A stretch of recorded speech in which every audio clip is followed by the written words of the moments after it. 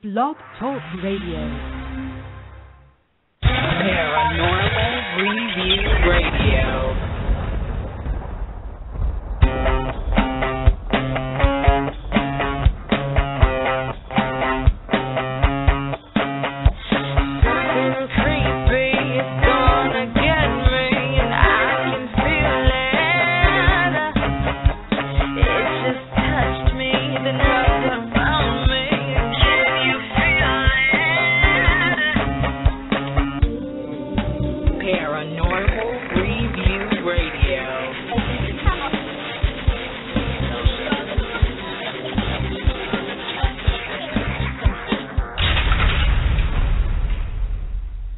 What a week, what a week, what a week. Hello and welcome, everyone. It is Friday night, and you are listening to Paranormal Review Radio with your hosts, Anthony Agati in New York. And me, Lucy Liebfried from Chicago. We are so happy that you're here with us tonight. Our chat room is up and running, so feel free to further discuss the topic or to ask a question. And you can also call in with your questions, too. 661-244-9831. Make sure you press the number 1 to get into the queue. And if you lose sound on your player, just refresh your page or log back in. You can also send us an email at paranormalreviewradio@yahoo.com. And don't forget to check us out on our Facebook show page. We've got a great show tonight, and actually we have a second guest tonight. It was actually unexpected. Lucy and I spoke to Robyne Marie, who is known to within the psychic world as the Boston Ghost Magnet. We actually will be speaking to her later on in the show to discuss the developments that happened basically all week. She lives in Boston, and we wanted to get some of her feelings. Maybe she had some psychic visions during the week or before this incident, and what's basically been going on. But tonight's main topic, so actually listen for that later on in the show, but for tonight, the main topic tonight is voodoo. And voodoo is considered to be one of the oldest religions, born from African culture since the beginning of human civilization. Some say voodoo has been around for over 10,000 years, but the original form of voodoo and its practice is not what you see and hear about today. The essence of voodoo is simple, I think. There are no accidents. We control our destiny, our life, and our death. The universe is one, and we are all mirrors to every other soul we meet. What you do unto others, you do unto yourself. Does this sound familiar to any of you? We've been talking about the I am one theory and that we are all born from one in recent shows. What you may have thought about voodoo in the past with the help of Hollywood may actually be the complete opposite, and tonight's show may just make you flip that switch on your thinking and your view of voodoo culture and religion. Tonight we have a very special guest, a good friend and avid listener, Noah Tysick. Noah Tysick has several classifications, but for tonight we will label him as author, professor, and paranormal investigator. We could also include such labels like intellectual, thought-provoking, sincere, and true to describe Noah, but I don't want him to get too big for us.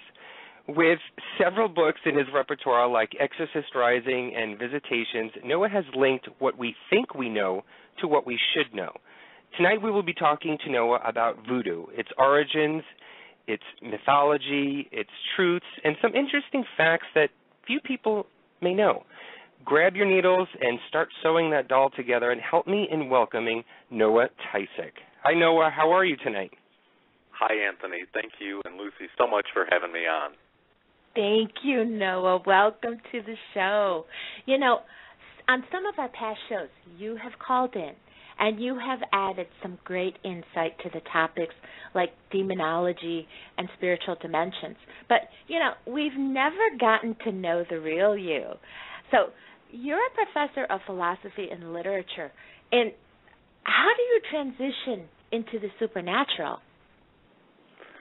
It happens quite naturally. I think that when you read literature, it explores kind of some of the deepest human questions. It explores our identities. We always try to identify with a character in a book, no matter how, seemingly outlandish a text might be. The other thing with philosophy, one of the major branches that I really like to explore when I teach is metaphysics, which is basically the study of why we're here, the cosmology of the universe, the question of the abiding self, is there an afterlife? So it lends itself very naturally to these types of questions. And so although there's no quote, academic study available for paranormal topics, there's certainly a bleed-through coming from both sides. And I always manage to work that into my lectures and into my classes. Okay. Well, when we asked you to be part of the show tonight, which, by the way, we thank you for accepting, but when we told you to pick the topic, you chose voodoo. Now, is there a particular reason why you chose this topic? Absolutely. Voodoo is one of the least understood, but probably one of the richest spiritual and paranormal heritages that people can explore. And it's as Anthony alluded to in the beginning, he talked about kind of the Hollywood view of voodoo, and people really have a lot of misconceptions. They, like the Ouija board, when you had Robert Murch on, there's my shout-out for him. When you had him and Brandon on, people really, they respond in fear based on cultural expectations and what we've seen in the media. In reality, all of our belief systems began with the cradle of civilization in Africa and with what we now call voodoo. No, I had mentioned in my introduction that the essence of voodoo is that there are no accidents and that we are all one. The universe is one. And I got that from this Russian online news site, and I'm not sure if it's actually true. So since I don't want to lead people astray, can you break down what exactly is voodoo? That is the 1,000-pound question, and I'm glad you said what you said, Anthony, because voodoo is exactly what you're saying, which actually is reflected in the Eastern religions like Hinduism and Buddhism. Mm-hmm. And then you mentioned the do unto others, which is the golden rule, which we see in Christianity and also in Judaism. And you mentioned the age of it, and you're right. There's a lot of discrepancy as to how old the religion is. And when I was lecturing this week to my literature students, I showed them actually a chart just with a graph to give them an idea. When the National Geographic did their genome project, which people may or may not be familiar with, which if you haven't looked into it, I would strongly encourage you to, National Geographic Genome, Genome. What they've done is they have definitively proved that we all come from Africa. As a result of that, within Africa, the oldest religion, which was oral rather than recorded, dates anywhere from 10,000 to 13,000 years old, which is much older than, say, Judaism, which is nearly 5,000 years old, Christianity 2,000, and Islam, which is about 1,400 years old. And the argument can be made that because we all started in the same place, and with what we can now trace back to the Yoruba tribe, the cosmology, the beliefs, everything that started there along with us spread throughout the continents, throughout the world. We give it different names. We've developed new religions, but they all basically stem back to what we now call voodoo. No, from Did I answer what your I've question? learned. Did I even answer your question? Yes, I mean we're going to get more into voodoo, and so I like that you sort of give that broad spectrum of it, which I think is what you did. But from what I've learned, voodoo, and you've mentioned this just briefly before, voodoo is almost similar to other religions and cultures like Native American. Much of their roots are based on the connection with the spirits and the ancestors. How did this belief get twisted in Hollywood and in books to something more evil and sinister? In a word, racism. What happened, because New Orleans has such and I'm speaking of Louisiana and New Orleans voodoo, and we can talk about other factions of it. What happened was, what was going on down in Louisiana, it made people nervous. And there were a lot of accounts, which makes it even more difficult to trace the American roots back, that really framed voodoo as demonic, as evil, because people were afraid of people of color. And anything that people of color did, of course, was looked upon with suspicion and looked upon as savage, quote, savage, as compared to Orthodox Christianity. And so by dismissing that, and I've read some books from the early 1900s that actually have some very inaccurate and defamatory accounts of what allegedly happens in New Orleans, makes it look like they're basically heathens. But the reality is they did a lot to contribute to not only American culture, including forming a lot of our beliefs in terms of the paranormal, and especially with things like the charismatic movement. But instead, Hollywood, they really took it to a different level based on a few accounts and made it look like it was something that people with no mind or no brain, which again, it goes back to racism, engaged in, and made it more of a fearful thing, because there was a heavy draw towards voodoo and spiritism in New Orleans, which threatened the Catholic Church and the Protestants especially. People were seeking out answers from them and were getting them more than they were from their local churches. Well, Noah, Anthony did mention in the intro that voodoo's been around for over 10,000 years. So, with what you just mentioned about the racism and the fear of it, how has it been able to survive for so long? That's an excellent question. Voodoo is probably like Hinduism. Voodoo is the most syncretic religion ever known. There's a level of synchronicity, and what it does is it absorbs the culture around it.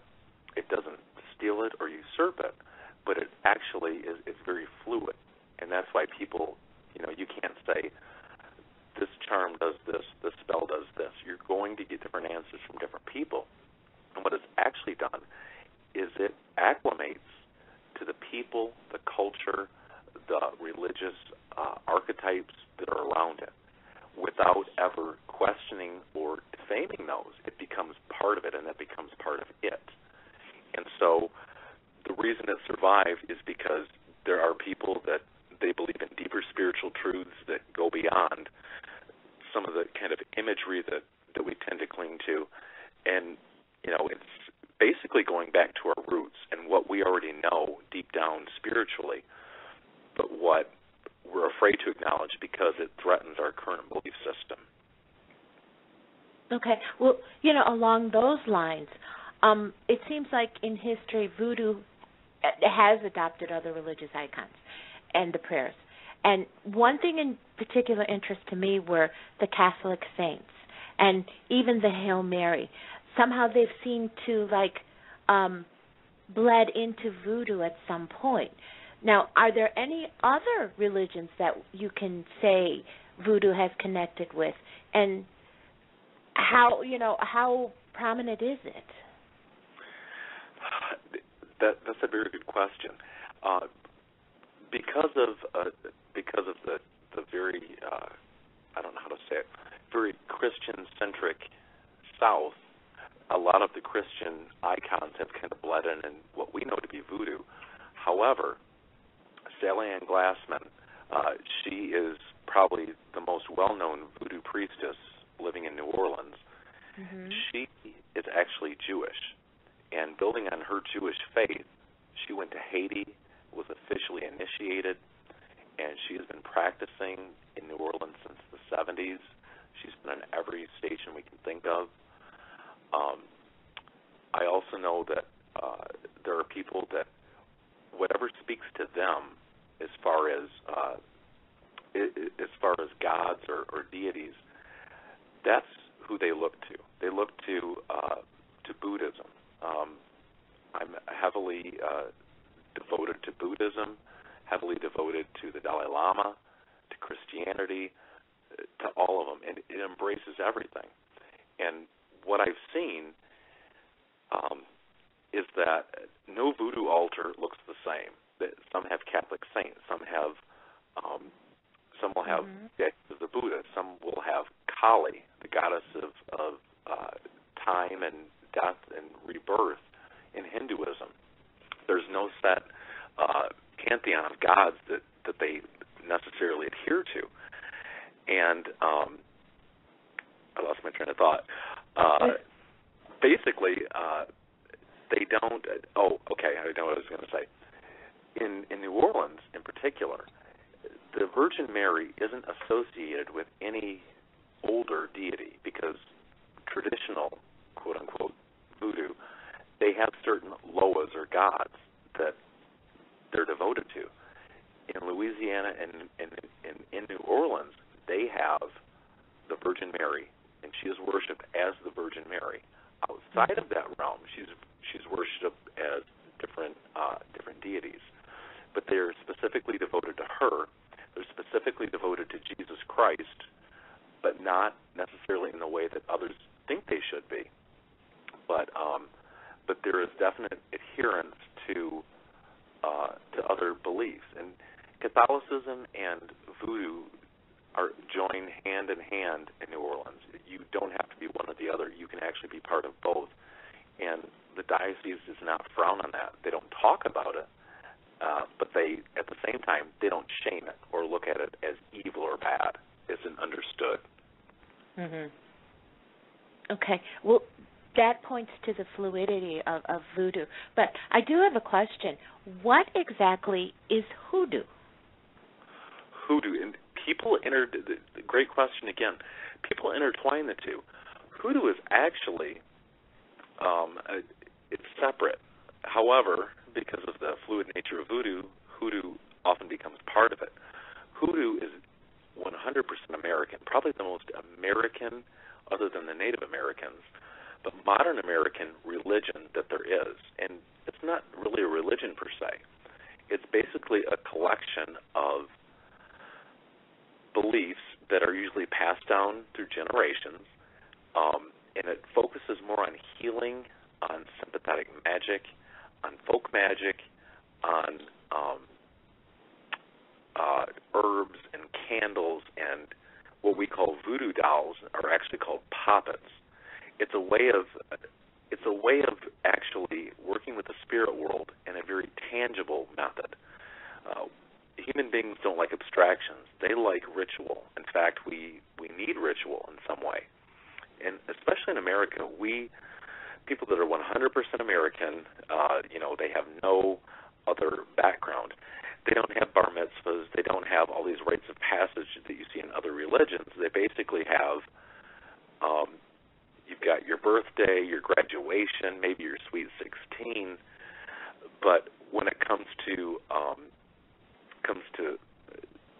voodoo, there are different rites of passages that are allowed. And back to your question about hoodoo, though, it actually started what we know now as pharmacies. The first pharmacy that ever existed in the U.S., and it's still open, is in New Orleans.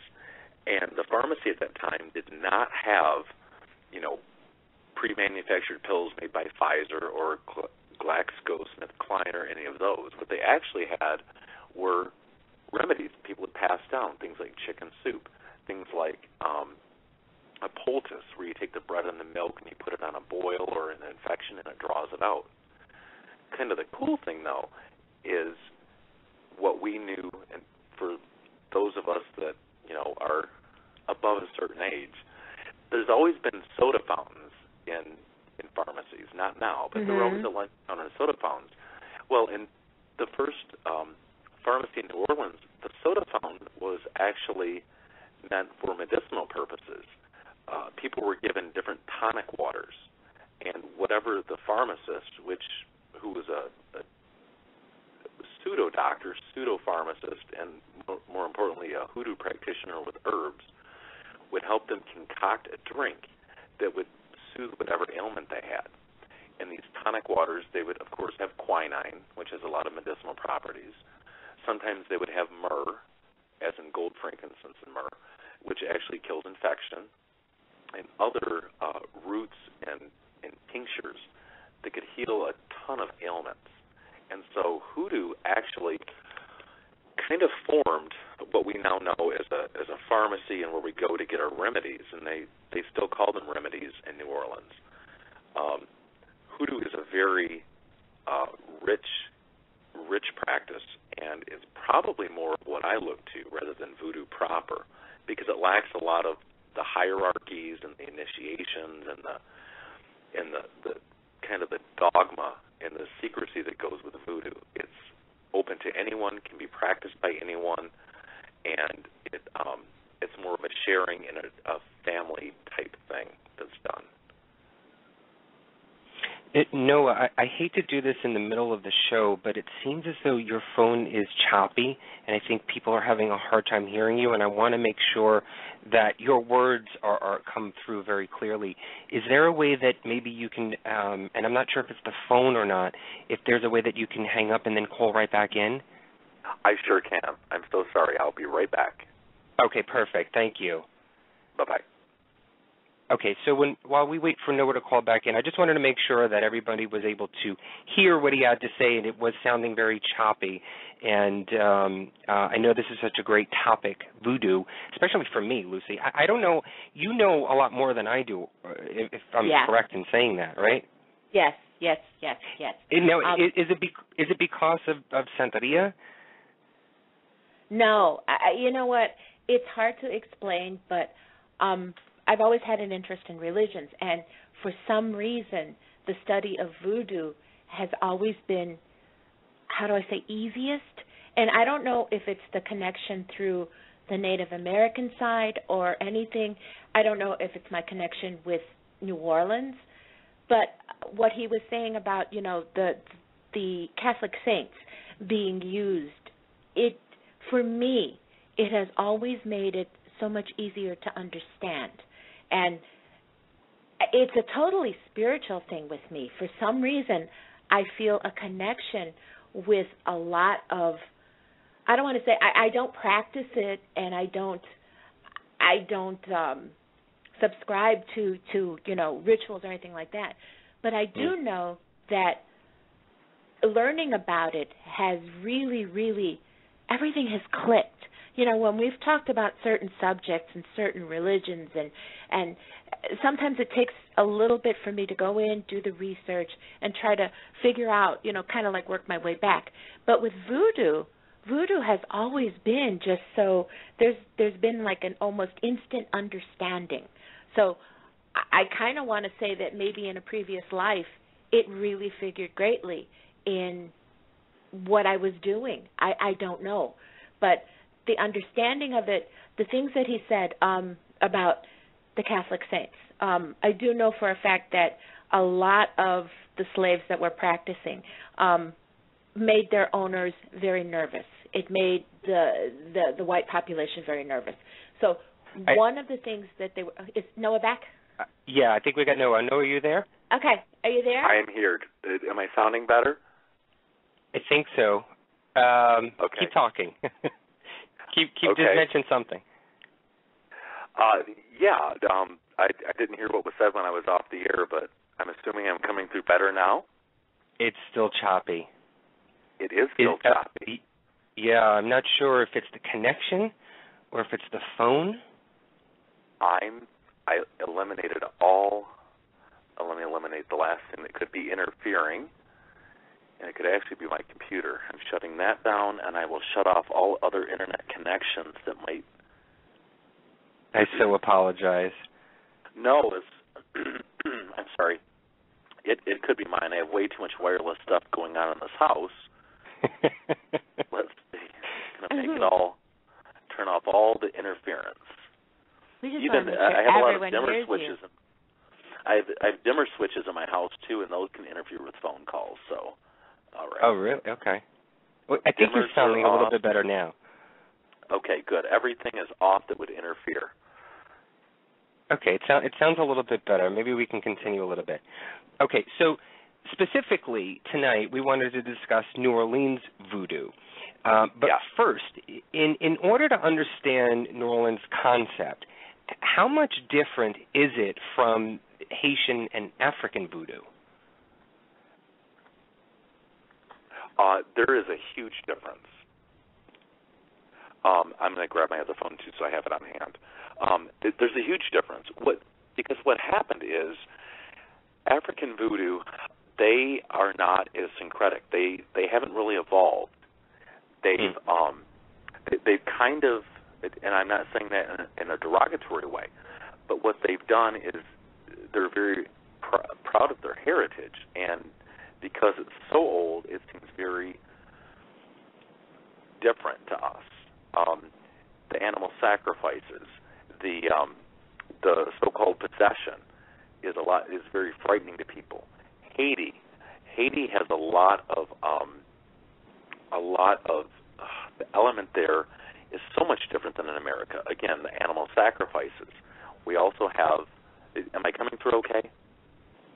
It's still a little bit choppy, but I think it may be better than before. Okay, I've switched phones. But in those other countries, there is a lot of clinging to the past rather than moving forward, and that's kind of where they stagnated.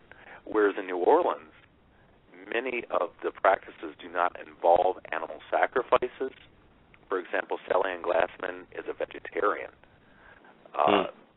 When I had my head washing ceremony, rather than, which is kind of their version of baptism, rather than having any type of animal sacrifice, it involved the sacrifice of fruit, cantaloupe, bananas. It was more symbolic than, blood needs to be shed. And the blood shedding, it goes way back to many religions, old ones, to the Mayans. It goes back to Christianity, Judaism, the whole idea of you have to take a life to get a life, or to appease the gods. That hasn't been abandoned in Haiti, in Africa, and other similar places, and other island practices. But here in the U.S., specifically in Louisiana, that's pretty much been abandoned. There are a few places that still practice that, but they're not looked upon as favorably as Sally Ann Glassman's Island of Salvation Botanica. She's much more modern, I guess you could say. Mm-hmm. You just touched on the ceremonies and the rituals. Now, within New Orleans, there are or were different areas that perform different ceremonies, from behind St. Louis Cathedral to outside Congo Park, but they were all not performed the same way, if I'm correct. Some were more ritualistic than others. Can you walk us through some of these types of ceremonies and what actually happened during them? Absolutely. For example, you mentioned that Marie Laveau, the Queen of Voodoo, and people may or may not be familiar with her, but she's considered the Queen, who pretty much brought the practice to us. And the reason she was so influential is she was Creole, and she was also a hairdresser. So she had a lot of good relationships, not only within her community, the African American community, but also within the general populace. And what happened was she was able to convince the bishop and also the priest of St. Louis Cathedral to allow people to practice voodoo, not in the church itself, but actually in what's now Congo Square. And they could go into Congo Square. They had certain times. It was usually Sunday night. And they could practice their beliefs without persecution, without fear. There were some animal sacrifices back then, but not anywhere near what you would see in Haiti and overseas. The one thing that she did introduce that wasn't as common, but it went back to her African roots, was the idea of serpent worship. And she was well known for carrying a python around as she walked through the French Quarter. She didn't bring the python into church, but she was a very respected, devout Catholic at the same time. Right. And so the ceremonies that she did were based heavily on what she intuitively knew, because voodoo, there's no Bible, there's no set of beliefs. There are three basic beliefs. There's a belief in one, the Lord of all, which they do not believe in polytheism. There's one God. The Lord of all isn't supposed to be approached directly. You approach him through either the Loa, which are the African spirits, or in New Orleans it would be the actual saints, the Virgin Mary, through Jesus going to the Father, also through your angels. And then the third belief, and this is the only other, this is as dogmatic as they get, is a deep respect and devotion to your ancestors. Anything you do is supposed to honor your ancestors and be led by them. So those three pillars are what kind of make up what we know as voodoo. The order in which each thing is done varies depending on the group, but those are the three commonalities. And the ancestor worship it exists because they believe in an afterlife, and they do not believe that our ancestors pass away into the ethers. They believe that they're pretty much a step to the left, and that they're always there. And whenever you perform a ritual, you should always begin by honoring your ancestors. That can be done with offerings of clear water, with white candles, white tablecloth, and things that your ancestors liked. If you had an ancestor that you know that enjoyed tobacco, you would include tobacco, or a certain type of food, you would include that food on the altar. And so the rituals stem from those three things. As far as, and I can give you a few examples of how a certain ritual might go, but they stem back to those three basic tenets. Everything outside of that is however you're led by spirit or by the Loa to actually perform them. They're very organic, very chaotic to some outside onlookers, but it basically begins with the ancestors, is followed by invoking Papa Legba, who opens the gate to the spirit world, involves sacrifices, and in the case of most New Orleans practitioners, involves food, music, dance, possible possession, which I can explain in more detail. It's not an evil possession; it's a good thing. Followed by Thanksgiving for what's happened, and then closing the gates using Papa Legba as the conduit for that. And that's really the short and basic version of what happens. Everything else is kind of done according to how people feel led by spirit at the time. That's beautiful. That's absolutely beautiful. And it sounds so similar to Native American beliefs. I mean, it's like almost the same, really. Mm-hmm. But you know what, Noah, you had mentioned to me before that you were baptized into voodoo, and you also mentioned an experience in Philadelphia. Can you tell us more about these two stories? Oh my gosh. Okay. Being baptized into voodoo was an honorable thing. I'm not ordained or anything like that. But what that basically involved was this. You pick what's called the Lord of your head. You devote yourself to a saint or a deity that you want to serve for your whole life. And sing Sally Ann Glassman at the Island of Salvation Botanica, which is a mouthful. I had to contact her first because I wanted to have what they call a head washing. And it involves her building a custom altar based on who you're wanting to be the Lord of your head, the one that watches over you, and that you venerate through your whole life. And it's a very personal ceremony. There's no onlookers. It's pretty much you and her in the inner chamber of the peristyle. And having your head washed, it's actually done, and it sounds real tasty, it's done with coconut cake, it's done with champagne, and it's also done with some other herbs and spices, which only she knows what they are. Cornmeal is one of them. I know that's not really an herb, but cornmeal is a staple. But it's kind of like Colonel Sanders' recipe. She doesn't tell you everything that's in it. But your head is literally washed, covered in a white bandana afterwards. And once you devote yourself to that deity, then, through your life, that deity promises to be with you as long as you promise to honor them. And I happen to choose St. Michael the Archangel, which I feel like he's always been with me anyway. Mm-hmm. And so it was actually a very beautiful experience. It didn't seem scary. It wasn't evil. There was nothing sinister about it. It was actually a very good experience that I think enriches my life spiritually and hasn't, done anything harmful. I haven't been possessed or anything scary like that.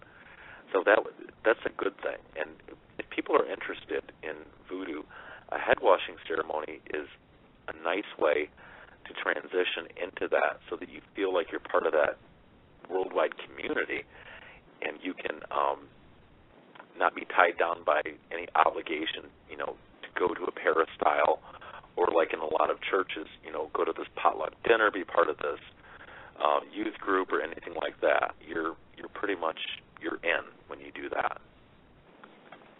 That's the good side. So I'll pause for the cause after that. Did I explain that good, or did you have any questions? For me, no. I don't know, Anthony. Do you have any questions? No. Okay, let's talk about Philadelphia. Okay, let's go to the dark side. Philadelphia, I will never visit that city again. Oh, no.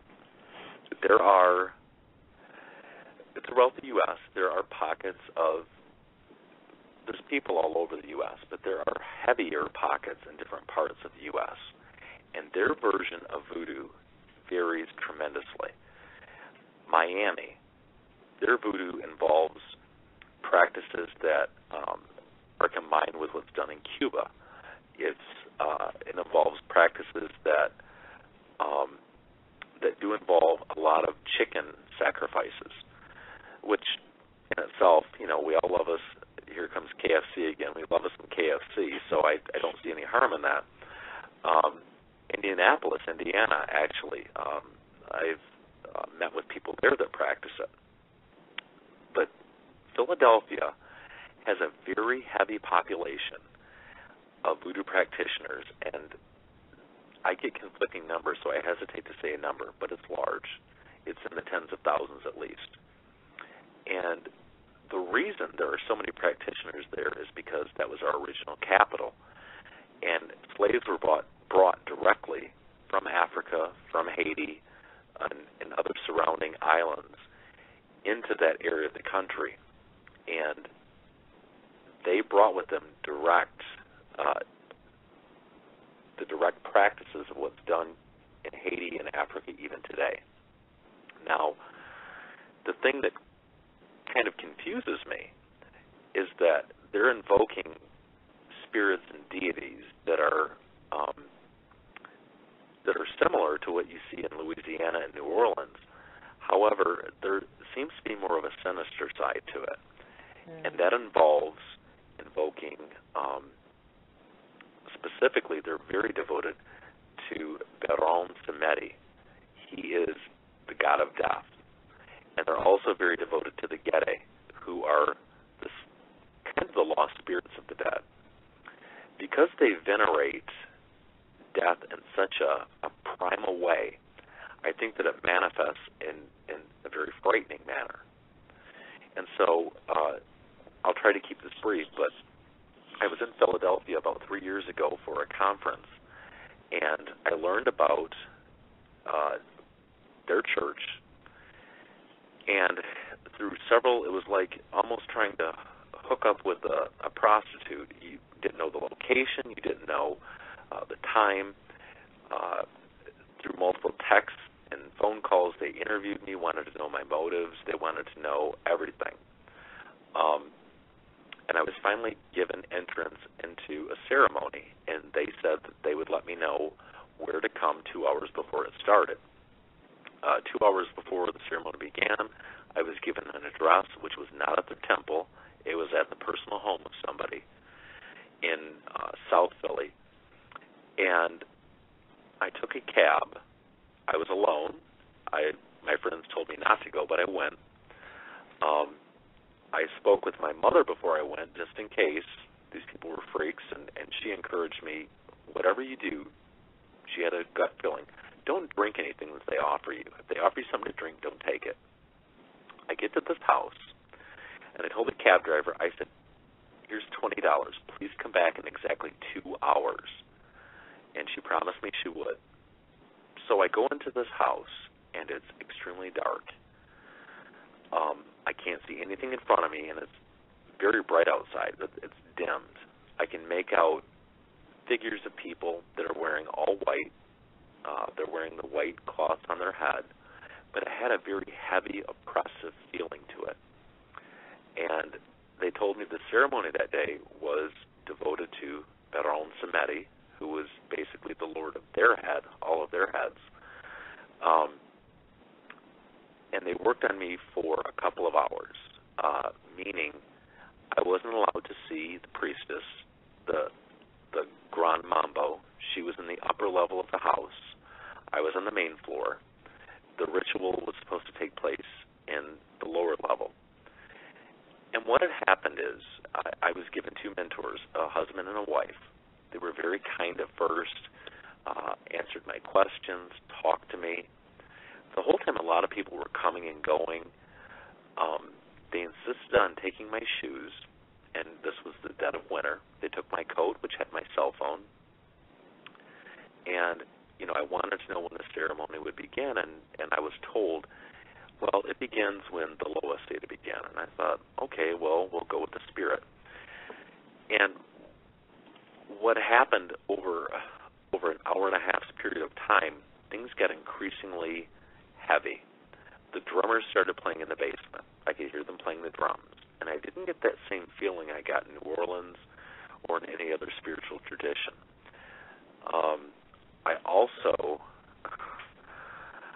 I also got the sense that I was being examined more than I was being initiated or welcomed.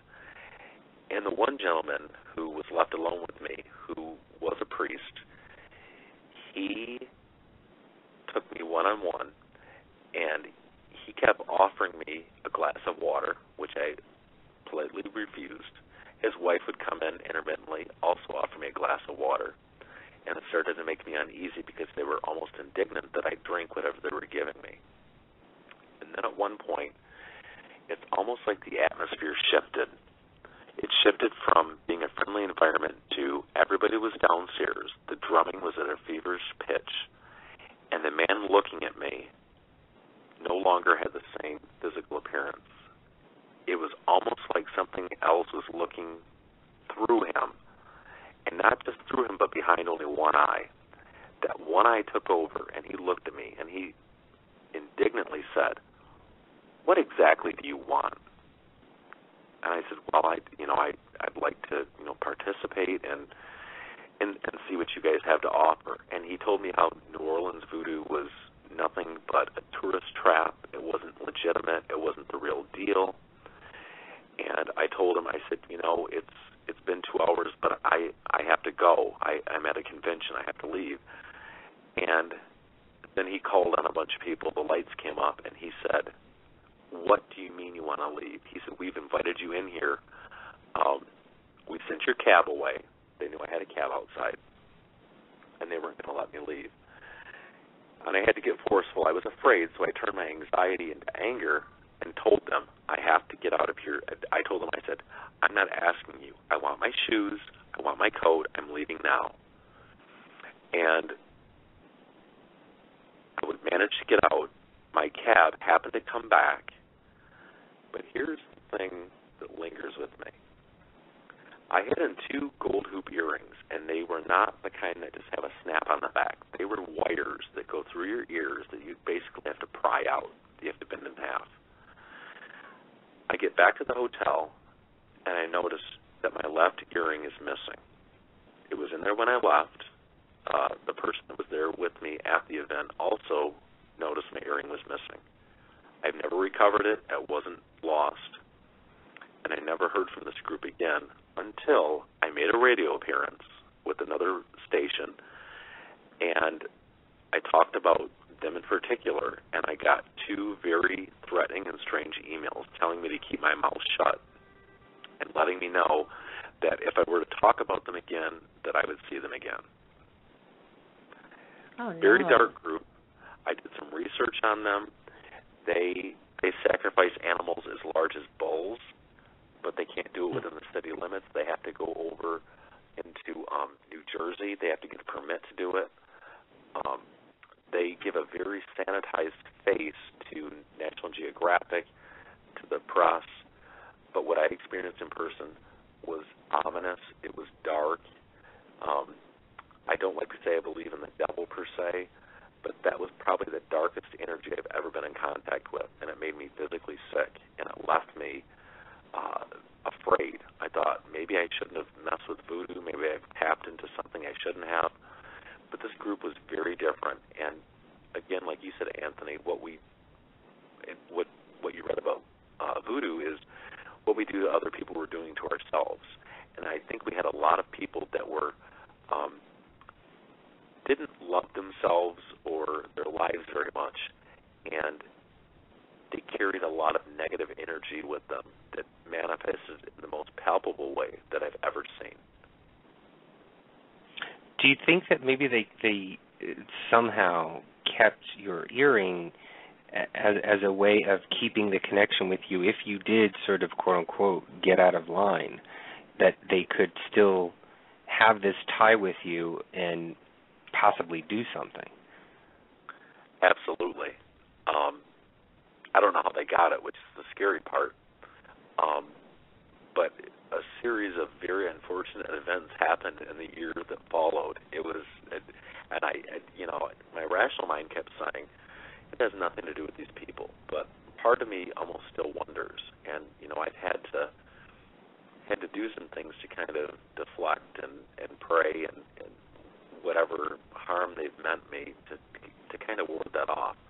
But yes, I do think that, because if you can get an object of somebody's, then the belief is you can have control over them on some level. Mm-hmm. Wow. The sense that I get, and I think I mentioned this to you, Noah, when we were talking about it. And Anthony, I've never said anything to you about it, but in Philadelphia, there definitely is a feeling of something different. Mm-hmm. I never said that to you. I never said that to you either, Lucy. But I've always felt very out of place when we were there, and specifically. And I hate to interrupt and interject with this story, Noah, but Lucy, when we were walking near, and forgive me, I forget the name of the museum now. Oh gosh, it's right in the heart. It's where I know. The Rocky Balboa statue is. Yes. I can't remember the name of it. When we were walking alongside that, there is that rocky, I guess like wall, and then there was that insert. Remember when we sat down on the bench there? Yes. And as soon as we got into that area, all along Philadelphia, I had this strange, weird feeling, and it was besides the crazy, weird, disgusting hotel that we stayed at. But the city itself was very heavy, like you were saying, Noah. But I remember when we sat down in that bench area, and I'm reflecting on it back now because a lot of things have happened since then that now I'm sort of catching on. Whenever I'm sensing things, I tend to zone in, and I don't see anything or don't hear anything else, and I'm sort of getting thoughts or I'm getting visions, whatever it is. I'm not too sure what it is. But when we were there, I started to get that, and it was an uneasy feeling. I remember you saying how beautiful it looked, but I kept saying it was a conflict in my mind saying there's something not right here. Mhm. I was looking at, because that one little area, me being the gamer, it looks exactly like a scene from one of the games. And I kept saying, oh, this is really gorgeous, this is gorgeous. But the whole city itself, with the exception of actually being inside the prison, had a kind of feeling. There was like an undertone. It was like dark. Like you said, Noah, it's a heaviness. It's almost like an oppressive feeling. And you know, I would say, okay, no, it's the weather. You know, how come every time I come to Philadelphia, it's so hot and it's miserable? But there's definitely something. There's some kind of undercurrent of darkness that just kind of permeates everything, and it's so hard to vocalize it. And I never said anything out loud, but now that I hear you saying it, I mean, I know I'm right now. I know that there's something there. There really is, and it's not in either of your heads. There are other people at the convention. They were excited to be there at first, but I mean, they got their Philly cheesesteaks. They, saw the Liberty Bell. They did all the touristy things, but they had the same uneasy feeling. And I've been to some dangerous cities. I mean, Miami is a very scary, dangerous city, and they practice, Santeria and voodoo down there. But I never had this impending sense of doom like I did in Philadelphia, which was, extremely punctuated by my experience at that temple. And it was funny because a few months after I'd been there, I saw a special on the Food Network where they did an underground investigation of restaurants. Philadelphia was the number one place in the country that had the most rats and the most rat feces in all of their food. And so this group set up cameras at all these very fine restaurants, and for some reason they can't keep the rats out. It's just incredible. And by day, it's a beautiful city. I love that it has Edgar Allan Poe's house there where he wrote The Raven, which now knowing the history, maybe that was the impetus for him writing The Raven, such a timeless, frightening poem. It's because of this sort of hostile spirit that kind of overshadows everything. And the number of practitioners, I said it's in the tens of thousands, and these people that practice it they're not kind, they're hostile. Whereas in New Orleans, they're very hospitable, inviting. And I think that what they're serving is something much lower. I don't want to say lower because, again, I'm timid on the demonology thing. But I guess less evolved, older energies darker, that aren't as intelligent as, what we encounter now. Well, you know what? I want to switch it back to New Orleans, okay? When we were there seems to be some kind of controversy brewing online and in some books being published that some of the lost spells of Marie Laveau have been found while volunteer workers were going through the aftermath of Hurricane Katrina. Now, is this true, and have we found her lost spells and writings? According to my research, there is no possible way. She would have never written them down. The only legitimate Marie Laveau writing that I've ever found is a short, and I don't have it on hand. I wish I did, but it's poetic and nice. Just 3 or 4 lines. Everything else is oral tradition. I don't know if she was literate. She may or may not have been, but I think that there are opportunists that would say, oh, yeah, this washed up. Because her house it's now a tourist attraction. They sell merchandise there. They give readings. They give tours. Had there been anything surviving of her, I think it would have surfaced much sooner, and to authenticate that would be impossible. The other thing is her tomb itself. there's two different tombs that they argue that she could be in. I mean, if you can't find her body, the only hardcore evidence we have that she ever existed is one painting. That's it. One painting, a tomb with a placard, and folklore. Aside from that, there's no definitive biography of her. There's a lot of historic fiction, some great historic fiction. But these recovered spells, and a few of the so-called practitioners down there that have professed to have a connection with her and to know what her specific spells were, there's no way to authenticate it. And the other problem I have is because voodoo is so syncretic and because she was that way and kind of set it up that way, I don't think she would have written down a book of recipes like Betty Crocker. It was more of how spirit leads you. If you're truly in sync with spirit in whatever form you're most comfortable, that it would come through in a way that would make sense to you, and that wouldn't be as formulaic as people are trying to make it. Right. It wasn't sort of like a here's step one, here's step two, and here's step three. It was more of an internal thing. Right.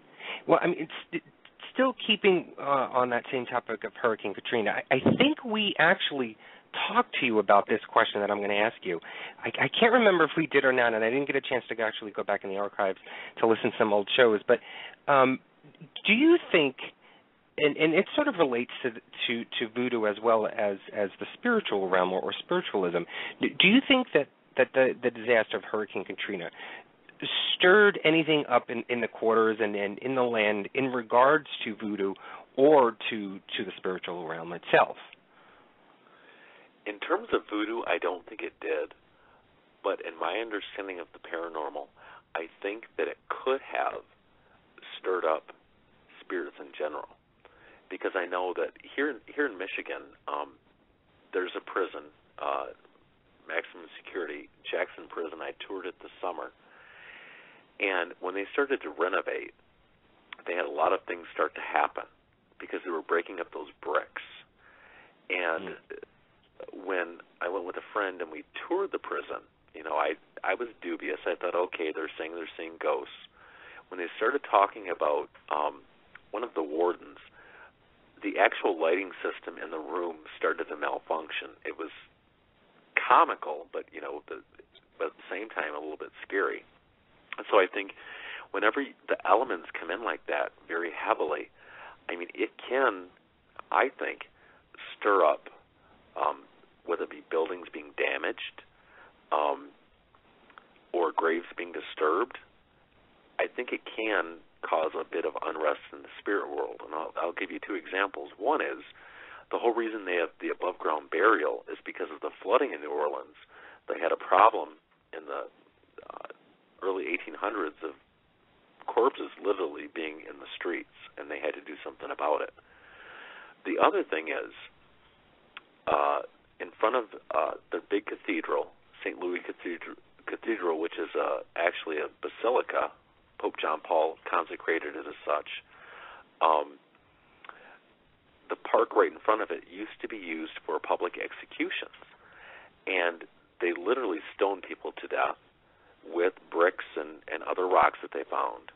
Those very bricks and rocks have been used to pave the streets around that part of the city, and it's also part of the church itself. And I think that when you have a natural disaster like that, if any of that's disturbed, any energy that's kind of trapped in those stones, that trauma, those horrible deaths, stuff can be released. Not necessarily bad or negative, but it can literally stir up spirits in my understanding and what I think. Well, you know what? There are, we talked about the media and we talked about movies.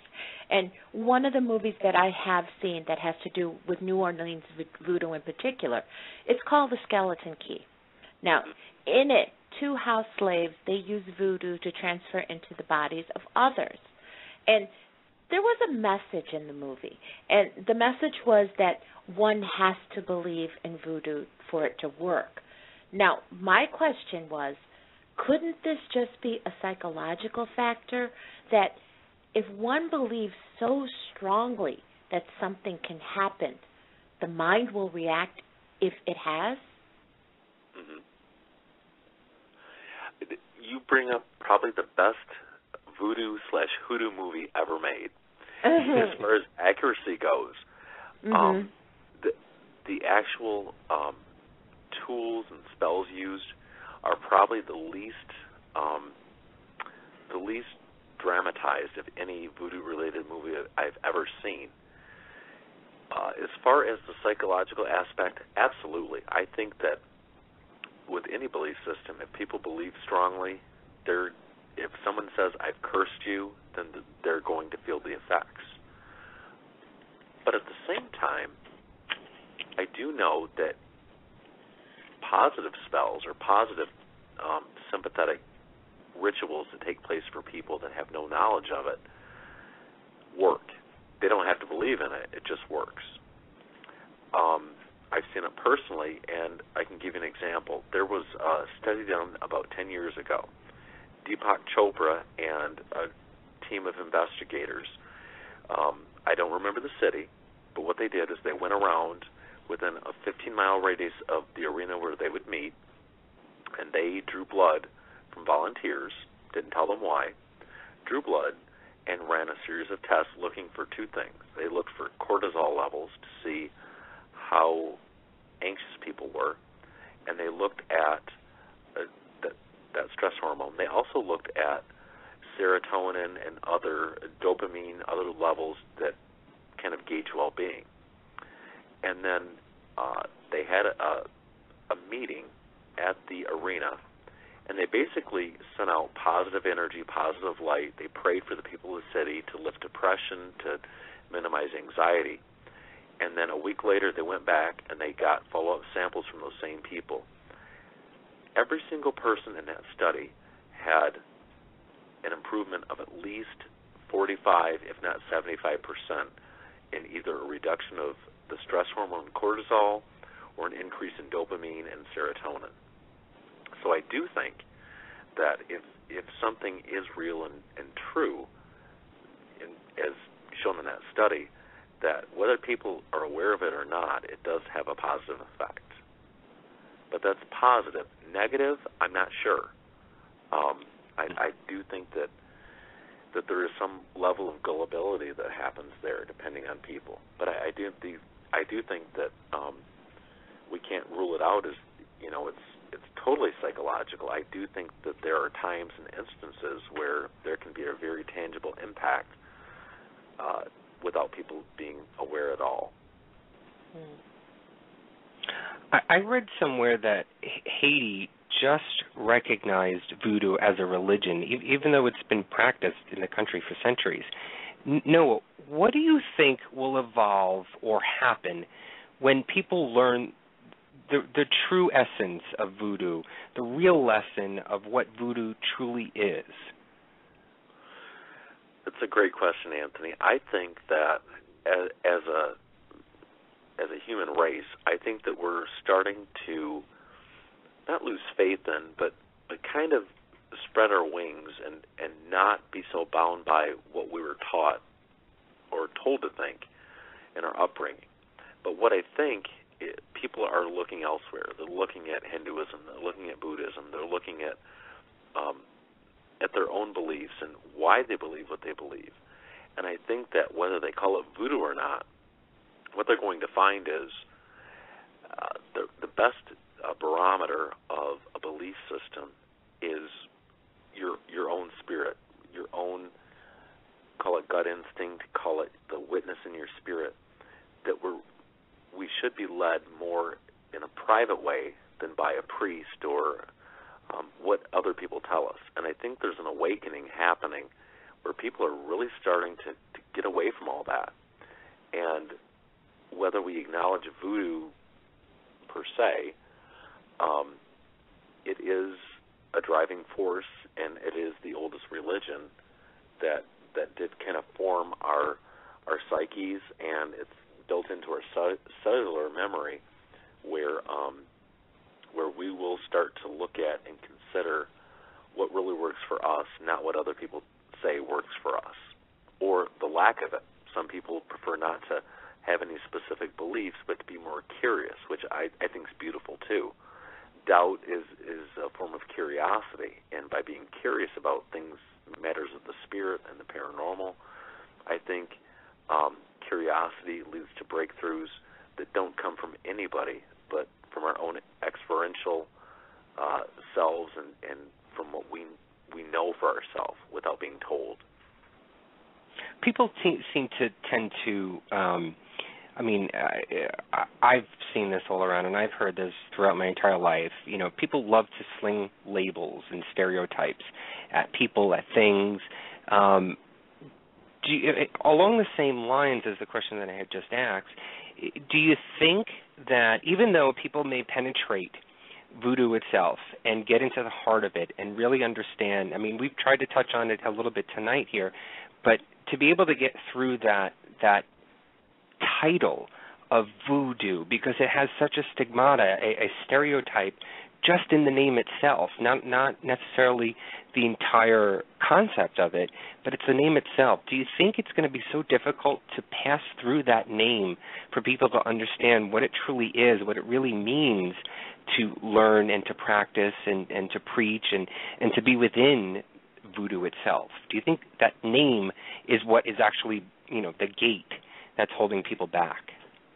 It is. It really is, Anthony. The name itself is so problematic because it's derogatory, just like Hinduism. Hinduism is not, that's the name we gave it, those of us in the West. It's actually called the Sanatana Dharma.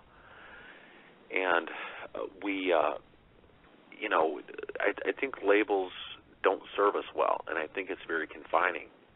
Voodoo, if you even mention it, people, they say, oh, don't put a curse on me.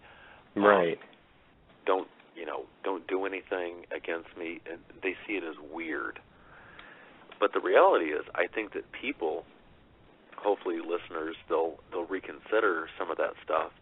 And what I always encourage people to do is explore all belief systems, explore all ideas, and find what works for you. Don't worry about labels, and in fact, don't label yourself. Do what works for you, and if you do it with a pure heart and you do it with pure intentions, you're not going to attract anything bad. Just like, again, back to the Ouija, like attracts like. You're going to draw to you what actually works best for you, and getting past that label is a big challenge. But I hope that some people can actually see the merit in it, people that really want to know, well, where do my beliefs come from? Because there's so many beautiful things, especially as European Americans, we don't have a lot to do with our ancestors. The Native Americans have deep respect. As European Americans, we may have one or two ancestors grandparents that we like, but we don't actually talk to them, we don't interact with them, and that's probably one of the biggest things that I've gotten out of it, is to actually be able to fall back and to talk to those relatives that have crossed over and asked for their guidance and their help. And I've never had that fail me. They're always there. And so if people don't like the title voodoo, I would encourage them to think about their ancestors, people that they're here, they're with us, they're not moved into, some big condo or, in the words of the Jeffersons, a deluxe apartment in the sky. They are with right. us. And we can learn a lot, and they can really guide us. And I'm guessing, but I'm pretty sure that Lucy probably does that. All the time. All the time. Has it ever failed? No, not at all. Not at all. But you know what, Noah? You are such a great speaker. But now I want to ask you for just one word, okay?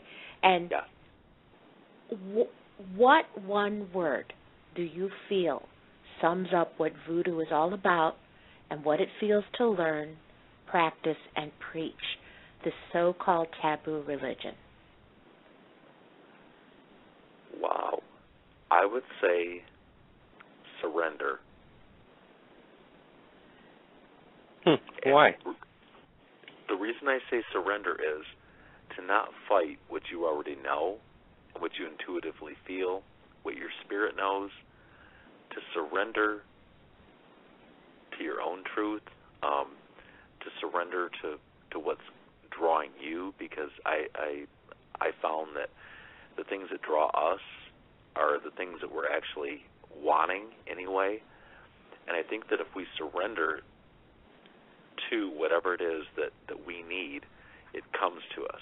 And for me, as a Pentecostal young boy, in a million years, I would have never, ever pursued voodoo. I would have, that was damnation, that was hell, I was going to go to hell, I'm talking to devils. But I think if we surrender to whatever it is that we need, it's going to come to us. And for some of us, it's been voodoo, it's been, Buddhism, whatever. But surrender is probably the best word for it. I wish you could see me smiling right now. That is so I can hear it. Beautiful. It is. It's just beautiful. It's absolutely beautiful. But you know what? I can't believe that we had you on and we didn't talk about your books.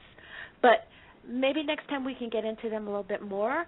But sure. I do want to ask you, is there anything upcoming from Mr. Tysick that we should know? Any new books or lectures that we might be able to see? Oh, I always have something brewing. Right now, I'm actually working on some poetry.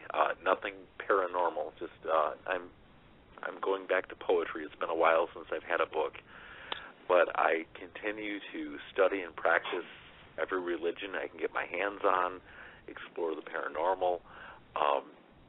But if I don't have a website anymore. But if people are interested in my books, they're available on Amazon, Barnes & Noble. If they just search for me by name, they can find those books. And I'm very accessible. ntysick@gmail.com.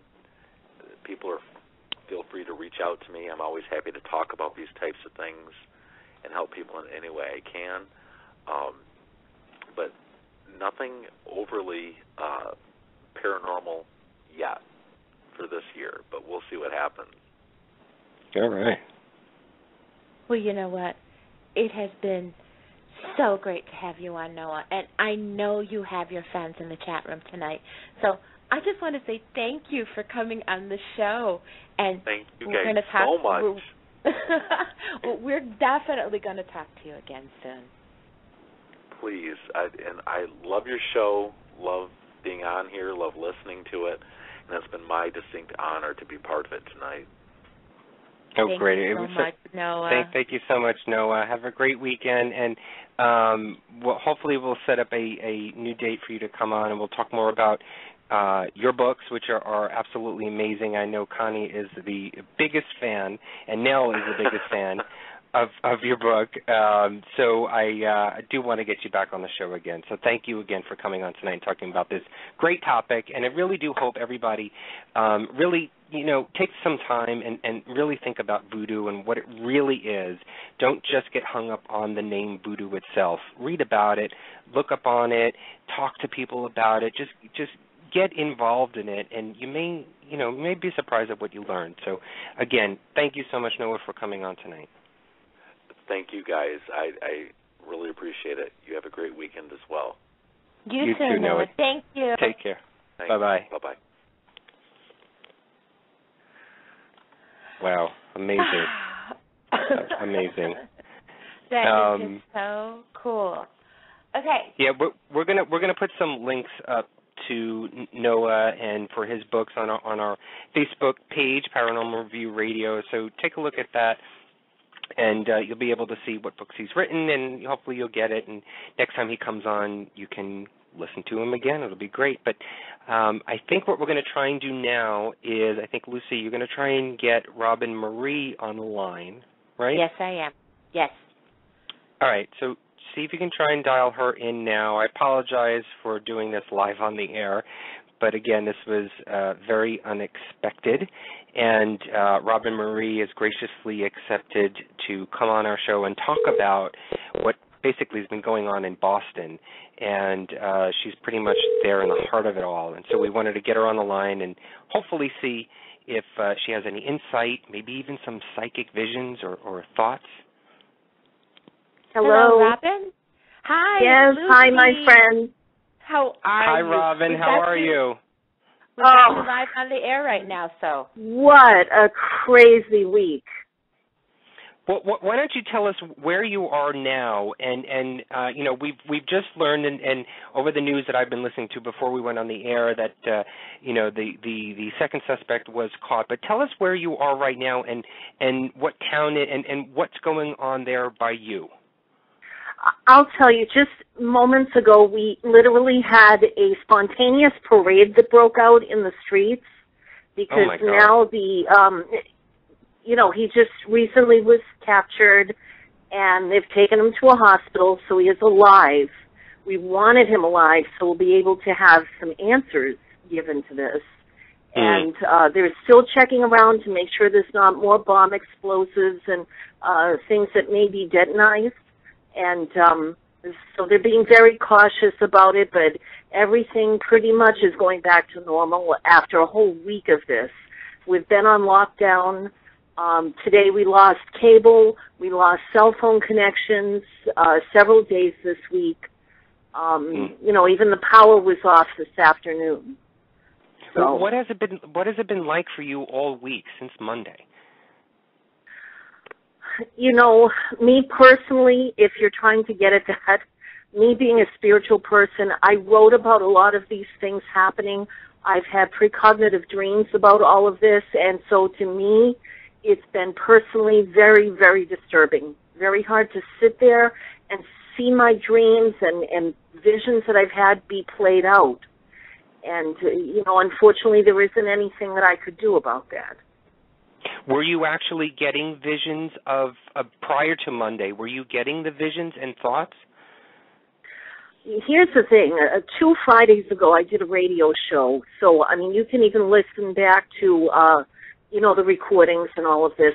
The night before, I had a dream. This is 2 weeks ago on a Thursday night. And John Kennedy came to me, and he showed me something that I knew that it was something that was going to have impact on people, but I didn't know exactly what it was going to be. And of course, the JFK library, all of that was involved in all of this standoff and the explosion. That there was a suspicious fire that broke out at the library at the same time the bombs were going off. You know, and now we're going to have more answers now that we have this guy. If in fact it was related, but it looks suspicious. But the night before I did that radio show, JFK actually came to me in the dream, and I was walking upstairs, and it looked as if it was the front of the Lincoln Monument. But that's also very typical to the way that the JFK Library looks here in Boston. And I may have been wrong in assuming where that was taking place.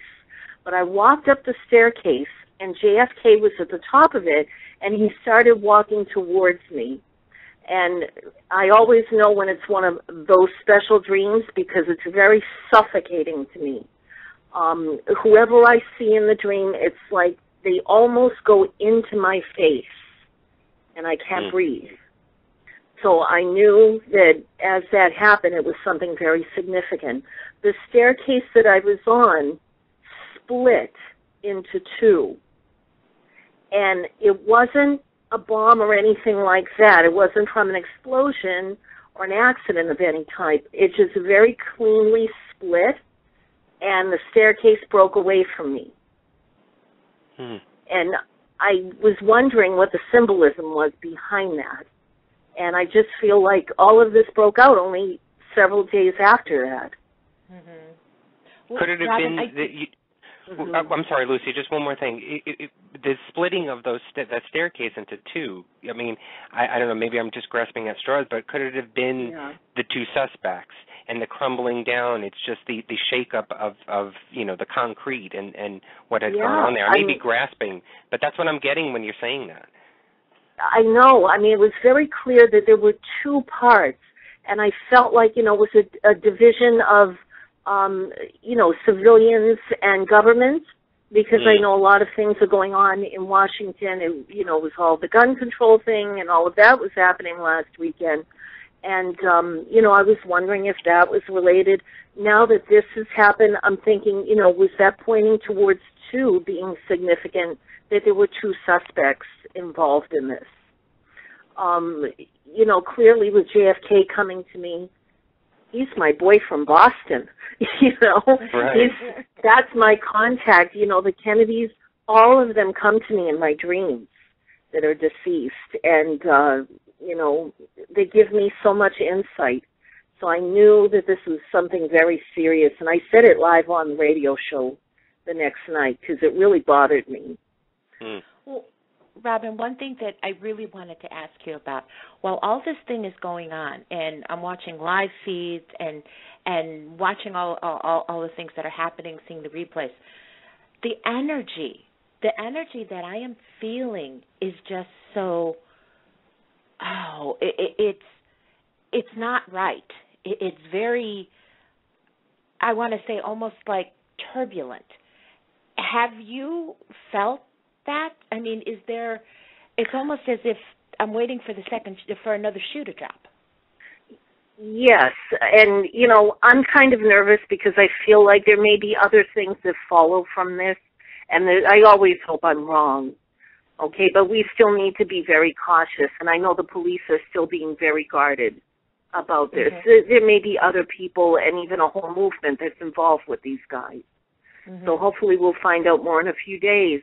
But even what you're all seeing on TV is so different from what's actually happening, and even the live footage, how they're shooting it and all. I'm on the police radio. And the police radio, you hear everything coming to the police. People are calling in with pictures. We were up. We've been up 2 days, even through the night. And I was listening to the scanner, and people were calling in saying, I see a man with a hoodie running through my backyard. And then the next house called and said live to the police, we're hearing it, that the 9/11 call was coming in. Mm-hmm. And they're saying, now he's in our yard. So he was literally hopping fences. What's the feeling like amongst, your neighbors or the people in the area and the town that you're in? What's the feeling? Was it, pretty much a week? I'm sure it was crazy. I'm sure it was stressful. I could only imagine what it was like. But were people getting everyone's together? Nerves. Right. I have to say, Boston has this attitude, and I've lived on both coasts. So now that I've been away from here, I really see how it is. And we have that edge like New Yorkers have. You don't mess with us. We may not like our neighbors. We may not get along or be sociable or anything. We're all disconnected socially nowadays. I think the whole world is. But when something like this happens in Boston or New York, somehow we all pull together. And it was like, oh, hell no, it's not going to happen here. Mm-hmm. So having that attitude is survival skills. Were people, getting together or talking more or being involved more now? Well, probably now there will be, but there's been more crimes, there's been more robberies. It was like everybody was on edge. Yeah. So you saw a lot of corruption going on. Can you take us back to Monday when this all happened? Like, where were you and how did you hear about it? Yes, I was on Huntington Ave. I was right directly behind the bomb where it went off. Oh, gosh. So the visions, the view that you're seeing from all the clips is the front of where they actually dropped the bags off. And that is on Boylston Street. The next street over, directly behind those buildings, and that finish line is Huntington. And I had literally driven up Huntington with my son right behind that building.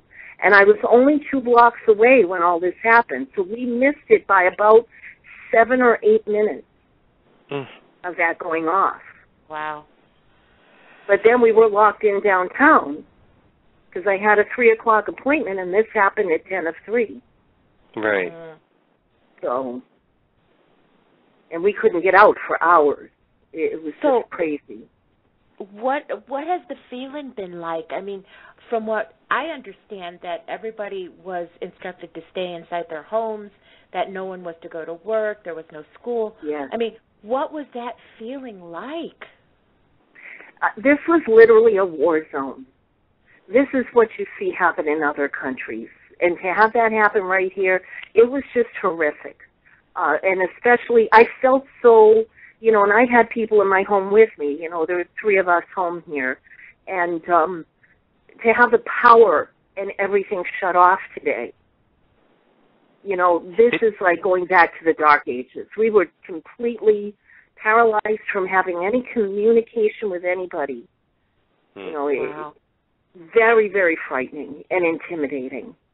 But see, my feeling on that, when I had heard that they had shut down Boston, it seemed like the complete wrong thing to do. And I understand about keeping, you know, the residents, you know, their safety and their wellness is the first priority. I understand that. But if you shut down an entire city, it leaves it open for the suspect or suspects, whichever the case is, in any kind of scenario, to have free range to go wherever they want to go. I think if businesses weren't open and areas which are normally opened for, you know, whatever the day's functions are, now they're empty. So now this suspect had any place that he could have wished to go to because there was no obstruction for him. There was no hiding. He wasn't, you know, he wasn't hiding from people who were walking down the street. Do you feel that and let me tell you about the tactics behind that.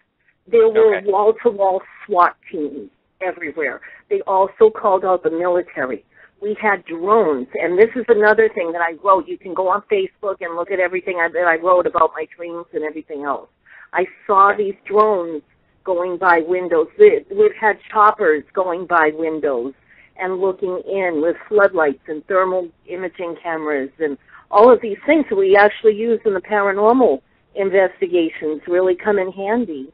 Right. You know, so it was swimming with military and city officials, and I mean, even the mayor, he just had surgery, and he was literally in a car.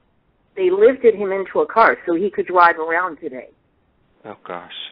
So everybody was on top of this. I really honor the police and everybody that was involved. They were so hell-bent on getting this guy. And last night, of course, you know, him and his brother killed a cop over at MIT, and this is only, again, like 2 miles or so from my house. So it's all happening on each side of my home. Right. And they shut down about 8 cities today.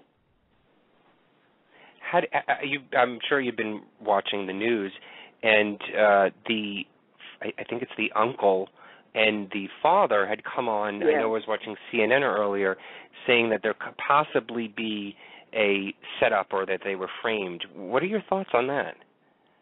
That was disturbing to hear. And yeah. I really try in my heart to think, you know, my son's 19. And this kid is 19 years old, and he had the world on his fingertip controlling all of us. Right. Okay, and I thought back, oh my gosh, what if that were my son? You know, what would I do? You know, and these people, you have to understand, they were over in Russia, and they're assuming that this is a nice little boy, you know, he's going to college and everything, which he may have been doing, and that his older brother may have been the influence to get him involved in all of this.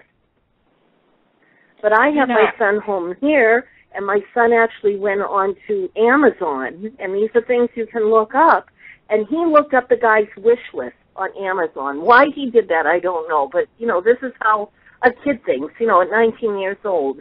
His world is computers and all of this electronic equipment, and for some reason he looked that up, and it was everything about jihad and Muslim attacks and all of this. It was all horrific things that this guy put out there, all through Amazon, books that he was looking into, that he hoped to get, and you could see a whole trail of this. This is something he had planned for a very long time. You know, Robin, I found it interesting that you said that it felt like a war zone. And one of the feelings that I was getting while all this was happening was almost like this burst of negativity that just opened up. Yes. And it started with the explosions, and it continued with the unfortunate killing of the policeman. And it just felt like this portal opened up, and everything that was negative just came rushing out. Did it feel that way to you? Absolutely. You know, I always use numerology, but people have to look into astrological changes and all of that, and there's waves of it. These are significant things that are meant to be happening right now. That's shifting us into something positive, actually. You know, like Anthony was asking, did we come together? You know, were people working together? And yes, unfortunately, when these negative, horrific things happen, this is when we do come together. Just like in 9/11 and such. Right. And that's why. Robin, you're actually in Watertown, aren't you? I'm in Medford, which is 2 miles exactly from downtown Boston. Watertown is on the other side of me, another 2 miles the other direction. Okay. So I'm caught right in the middle of everything. I'm sure you've been watching maybe Fox News or CNN. Has the anchors and the news broadcasters gotten anything wrong that you can share with us that you may know the other side of? Yes, absolutely. And that's frustrating to me because I know this is being generated out to everybody all over, to other countries and certainly across the U.S. And I'm on the police scanner. If anybody has access to that, you can go online and listen to it, just like we're listening to this radio show now. And you can hear what's actually happening in the moment. You know, because they'll say 2 people, and the news will say there were 4. You know, or they were naming streets today, so we knew they were following this guy. So that's why they shut down certain areas, so he wouldn't have access. So the train stations were closed, the bus, everything was closed. And they didn't want him to have access to the Mass Pike, to Route 90 to get out of here. Because you get over there and you could get a ride from anybody or, take a hostage situation. And, they didn't want him out of Watertown because that goes directly to the Mass Pike. So that's why all that area was blocked off. You mentioned at the start of when we first got you on the call that the town sort of erupted into this parade.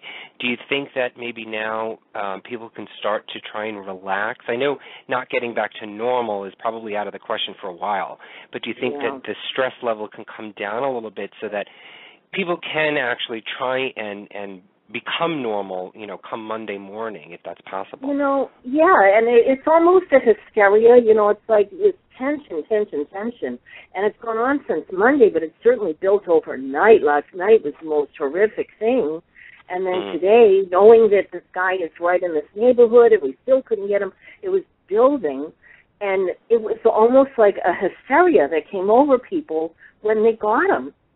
It was such a relief that people were, laughing and cheering, and they swung to the other direction, and I certainly felt the same way. It's going to take us some time to heal from this. We have a lot of people that have been killed and other people that are dying in the hospital from this. They're not out of the woods.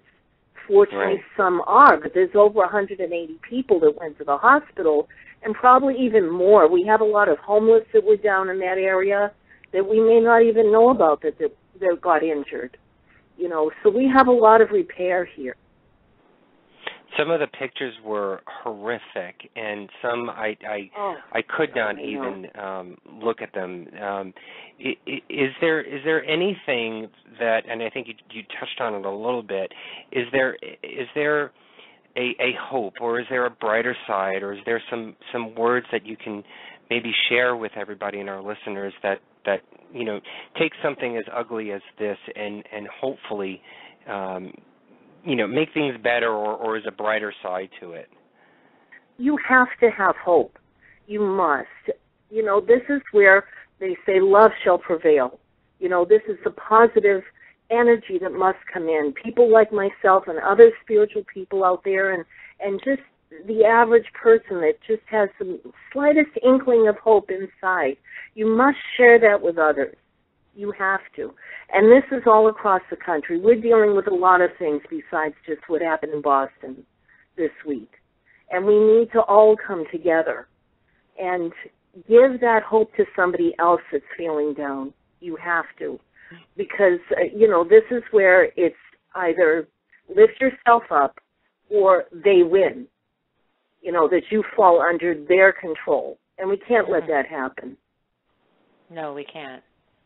So, you know, right away I had people calling for counseling sessions and all of this. And, you know, I do life coaching. And I'm sure a lot of other people that do what I do got calls. It was immediately, the phone was ringing. And even people from New York, I just spent about 45 minutes with somebody from New York that's feeling this because you guys went through something like this. Yeah, I mean it's sad to say, but you know we do feel the pain that's going on, and it you know hearing this story, it just opens up that wound again to everybody here in New York. I know. And you know, I mean I can't imagine going through something like that in this day and age. It just is horrible. You don't think that things like this, and I think that's why we've been so blinded for so long that things like this you think don't happen here. But you don't want to live your life on guard and on edge all the time because that's no way to live. And that's it, you know. I talk about this quite often, but, you know, as a country, we're brought up thinking we're the greatest country, therefore we are untouchable. And we need to stop having that mindset because that is precisely what brought down other countries, and we've looked back at Roman history and all of that. That was their downfall. Because when you know, and I remember even as a kid, you know, I got really cocky. I thought I knew everything, and my mother said, oh, no, you need to come down off that high horse. And that's the thing. We are going to be too sure of ourselves, and that's when someone can come in and do damage to us. And I still believe our enemies are right here on our land now. We don't have to worry about other countries. There's people right here that can do us very significant damage. Mm-hmm. Okay, and I think Colorado certainly knows that by now, all that they've had to go through. So we need to start opening our eyes and stop having this this attitude that we've all, and I put myself in there, we've all grown up with this. We're untouchable. We're America. People can't do this to us. We'll never get bombed. We'll never see fighting right here. Well, people forgot that we had the Revolutionary War right here. And only about a week ago, I just did an investigation up in Concord. And I went to where, you know, the shot heard round the world that started the Revolutionary War and all of that. And, you know, I had a lot of reflection just a week ago before all this happened, thinking there was war right here on our land. Mm-hmm. Running through the same streets, through Boston, through Cambridge, through Lexington, all of these towns that were shut down today, that happened, you know, and it happened before. And we have to stop feeling like none of this can happen. We better be on our guard, you know, and keep that positive attitude within us still and have this hope that we can overcome these things. But we need to be smart and be alert. Well, what a Robin, wonderful message. Yes, absolutely, and thank you for sharing that because I think it needs to be said, and I think people need to hear that again and again and again. But I don't want to take up any more of your time. I know you probably have not had any sleep. You've had an extremely stressful day over there. I know. And I'm telling you, I'm just going to collapse. Our hearts and love and our prayers go out to you and your family and to everybody there in Boston. You know, you are in our minds and in our prayers. So we hope for the best, and hopefully we can talk to you again and see how things are going for you and maybe have you on the show again. Oh, I'd love to anytime. And I send my love and my blessings out to everybody, and certainly all the survivors of this. And we're all in it. And I continue praying, continue having that hope and that light that everything is going to go back to normal. Thank you so much, a new normal. Right. Better than normal. Right. Better than normal. Yes. I like that better. Well, thank you so much, Robyne. Hopefully have a restful weekend, and we'll talk to you soon. Thank you. Take care. Thank you, all Robyne. Right. Take care. Bye-bye. Oh, wow. Oh, poor thing. Oh, my God. The events of this week certainly have changed all of us, whether or not we're in the middle of it or just watching. It is something that is very horrible to look at, but I love her message is that we need to remain positive, we need to remain vigilant, and we need to remain strong. I hope that the thing that comes from this, and I said it before, that hopefully people will then come together a lot more. I've always felt, in the years leading up until now, maybe 5, maybe 10 years, who knows, could be even longer than that, it seems as though we've all individually have gone astray. We've sort of led our own lives. Technology has brought us into a world where we don't even need to be face-to-face anymore to have a dialogue, to have even a relationship, And so it's so sad to say, and I don't want people to take this the wrong way, but I'm hoping now, after craziness like this happens, and craziness of 9/11 and Colorado and just all of these insane things that pop up, that hopefully we will start to shift. And we've talked before that 2013 is this ascension, it's this awakening, and within the spiritual world, that hopefully that we can all come back to each other again, the way that it should be, the way that it was intended to be, a personal, one-on-one, integrated, and loving and caring. And it may be, people may say, oh, that's kumbaya-ish, but I really hope that things will start to change and the shift happens this year, and that we will ascend into something that will be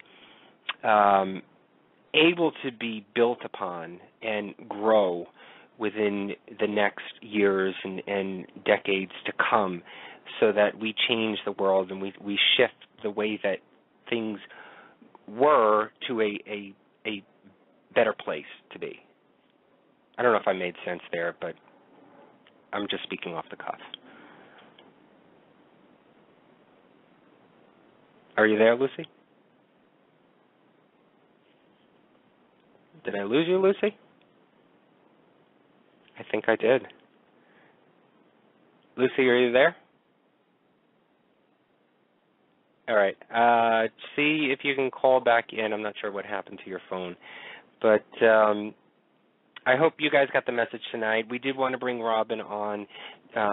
It was a last-minute decision, and we really wanted to get her thoughts on this whole thing, because she's a dear, dear friend of ours, and we wanted to talk to her and see how her life has been this past week, and we want to thank her for that. And if you want to talk to her more, she is on Facebook. It's Robyne Marie. It's Robyne, Marie, Marie. You can check her out on Facebook. But, all right, I think Lucy is on. Is she there? I'm here. All right. I think when Robyne hung up, I think I got hung up on too. But I just want to add one thing. I know that there is a choice coming for all of us, and in order to get back to where we need to get to, there's a choice. We can either choose to give in to the hate and to the negative that is brewing and that is raising its head, or we can choose love. And we've talked about this before on other shows. Love really is the answer for everything. It is love towards your fellow man. It is love for the earth. It's love for the universe. It's love for that higher power. And that's the choice that we have to make going forth.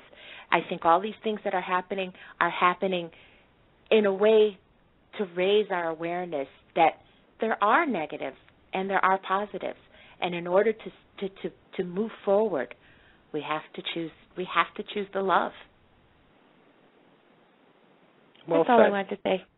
That's all I wanted to say. I love it. So all can right, we get to something a little bit more happy? Absolutely. Okay, let's go to the Paranormal Review Radio Fan of the Week. And this week, our Paranormal Radio Review Fan of the Week is Barbara Ann Berkemeyer of Phoenix, Arizona. She likes nature. She likes traveling, philosophy, Celtic mythology. She likes Christian Bale, Dr. Oz, Dwayne "The Rock" Johnson, and, of course, she likes Paranormal Review Radio. Thank you, Barbara Ann, for all of your posts and your comments on our page. Thank you for being a fan, and congratulations. Yeah, congratulations, Barbara. And actually, I just want to make a little note. I love her Facebook profile picture. It's two cats, and what it's written on there is something about bitch slapping. So I love that picture. So don't forget, if you want to be a Paranormal Review Radio Fan of the Week, just like us on Facebook at Paranormal Review Radio. Okay. Wow, what a show. That was I'm numb here. We went to two extremes there, from voodoo to Boston. Yeah. Okay, well, you know what? I want to get back to the topic for just a second.